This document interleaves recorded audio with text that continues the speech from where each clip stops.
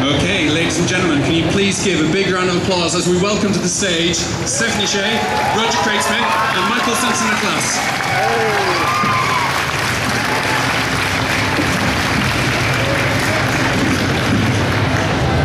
These guys have been working feverishly over the day so far, so they've taken some time to come and join us on the stage here. Are you pouting for the audience, Mike? Okay, guys. Thank you for joining us. Thank you for having us. Thank you for having us. Thank you. You're looking slightly hazed. We've been dragging you from one side of the hall to the other all afternoon.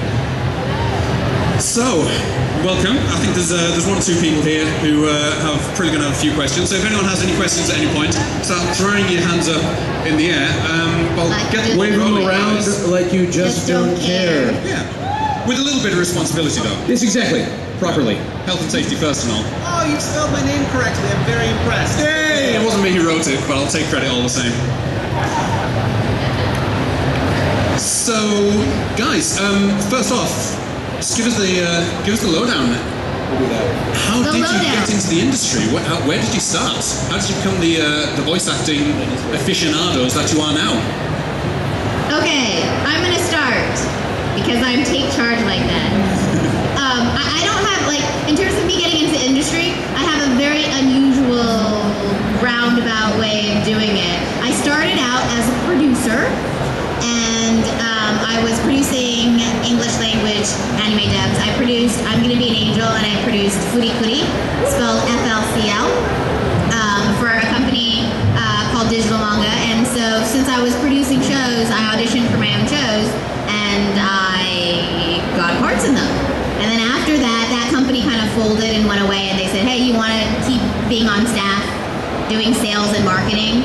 And I was like, no, thank you. And then I became freelance. So, ta-da! That's almost the polar opposite of the traditional route into the industry. I know everybody wants to produce as their goal, but no, I wanted to act. Roger, what about yourself?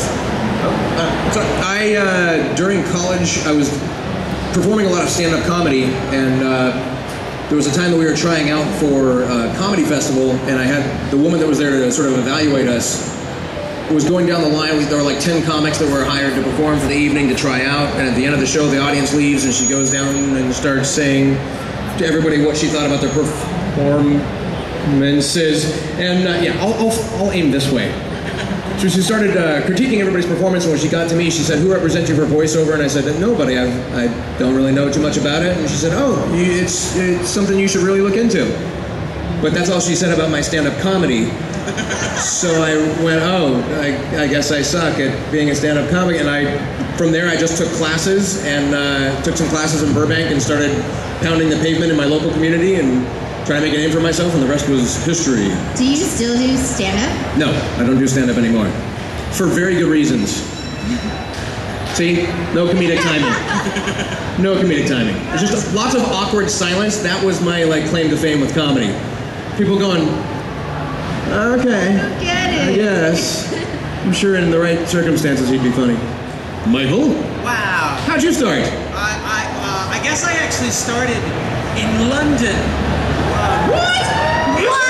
Get out of town. You've just given so much hope to so many people in this room right now. Yes, when I was just a wee lad, eating my Monster Munch and drinking my Ribena, yes, Ribena! That got the biggest cheer, Ribena! Blackcurrant juice. I actually grew up in the UK till I was 10, and I grew up watching shows like Monkey, and Tiswas and Tony Hart, and anyway, because I'm old. But I went to a school called Italia Conti, and that was my first acting class I think I ever took. The moral of the story that could last for a very long time, but I will make sure that it doesn't, is that it was all about taking acting classes, and it's voice acting, so acting is a huge part of that. And I would recommend to anyone who wants to try to do this to learn how to act first, not just make goofy voices. That's only half the battle. Like knowing. The other half of the battle is acting class. But, so then I ended up going to the school in New York that they made the show Fame about, and then I went to a conservatory for university, then studied classical theater. that's relevant to doing this. And then I heard about auditions for anime at Animego, which at the time was in North Carolina because the guy that started the company, his mom had started dating a guy from North Carolina, and they maybe got married or whatever. They're very modern. But he moved his company to North Carolina where he started dubbing. So I did my first thing ever was Bubblegum Crisis, and then Urusei Yatsura and some other things with Animego. So I just happened to be in the right place at the right time and was an actor. Yes. And then I started doing other original shows when someone told me to crash the audition for Teenage Mutant Ninja Turtles. Hey. And Leonardo and Donatello, would you please take a bow? Oh, yes. Well, there they Give it up for the turtles. Give it up for the turtles. That's the beginning of my story, yes. Thank you for having us. Rivina, Lucas A. Working on you. Weetabix.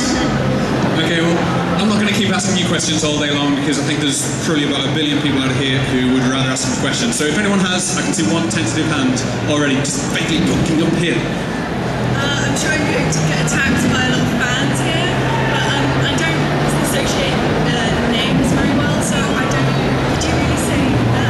Could you say what are the main roles you play that you're well known for? Oh yeah. You start. Yes. What's done? You start. Me start? Roger's gonna start this time. I'm gonna start. Well, I got all the big ones that people in my mom know me for. There you have it. No, I'm This kidding. is why he's a voice actor. This is why I don't do stand-up anymore.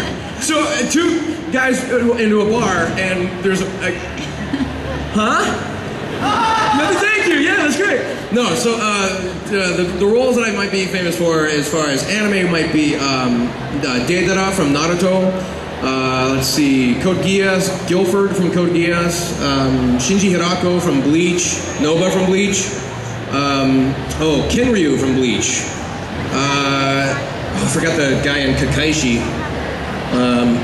Something's coming up in Kakaishi. Video games would be Chris Redfield from Resident Evil 5. Woohoo! Nice. Redfield. And Ezio Auditore da Firenze from Assassin's Creed 2 and Brotherhood.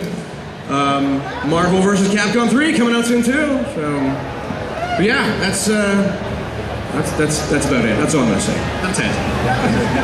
There's more. Yeah. What? Don't look at me like that. Don't do that.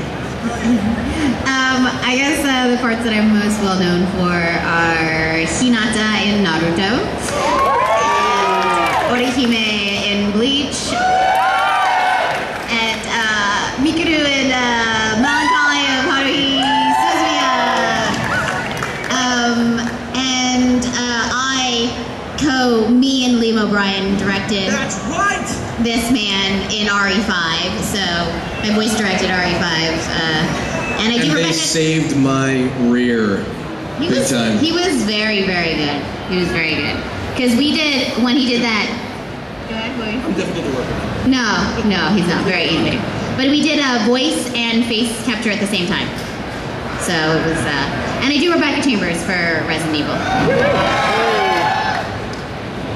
I love to play Resident Evil. I've been playing it since the original, yes. And it's fun for me because every time the partner in RE5 says Roger, I think Craig Smith, and it's fun for me. Must be even more fun for you. Oh yeah.